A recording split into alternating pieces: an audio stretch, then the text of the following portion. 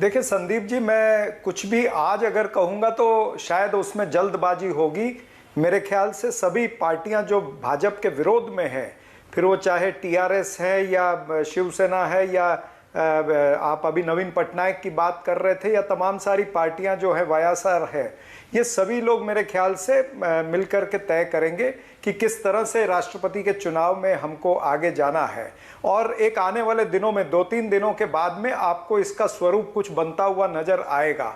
आज कुछ भी कहेंगे, विपक्ष कांग्रेस की अगुवाई दूसरी बात जहां तक तैयार है क्या? राज्यसभा पर राष्ट्रपति चुनाव के लिए उम्मीदवार के लिए कांग्रेस के उम्मीदवार को तैयार होगा संपूर्ण विपक्ष। मैं इसीलिए कह रहा हूं कि सब विपक्ष, भाजपा के विरोधी पार्टियां, जितनी विपक्षी पार्टियां हैं, वो आपस में चर्चा करेंगी, मंथन होगा और उसमें से कुछ अच्छा निकल के आएगा। मेरे ख्याल से ठीक तो यही रहेगा कि एक कैंडिडेट उभर करके आए और सारी विपक्षी पार्टियां इकट्ठी होकर के उस कैंडिडेट के हक में वोट डालें, तब हम उत्तर दे सकते हैं भारतीय जनता पार्टी को। जिस तरह से आपने अभी आंकड़े बताए हैं, आंकड़ों में भारतीय जनता पार्टी को कमी जरूर है, लेकिन बहुत ज्यादा दूरी नहीं है।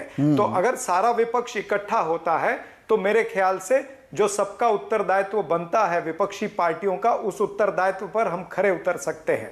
तो मतलब राहुल गांधी, सोनिया गांधी, ममता बनर्जी से, अरविंद केजरीवाल से, नवीन पटनायक से, केसीआर से मुलाकात करेंगे इसके लिए? देखिए, राजनीति में कुछ भी हो सकता है। किसी ने यह सोचा था कि शिवसेना और कांग्रेस पार्टी महाविकास आघाड़ी बनेगी, गठबंधन में ये दोनों पार्टियां कांग्रेस की करामात थी या शरद पवार का खेल था? जनता पार्टी और पीडीपी, वो शरद पवार की चाणक्य बुद्धि थी या कांग्रेस की करामात थी? इसमें किसी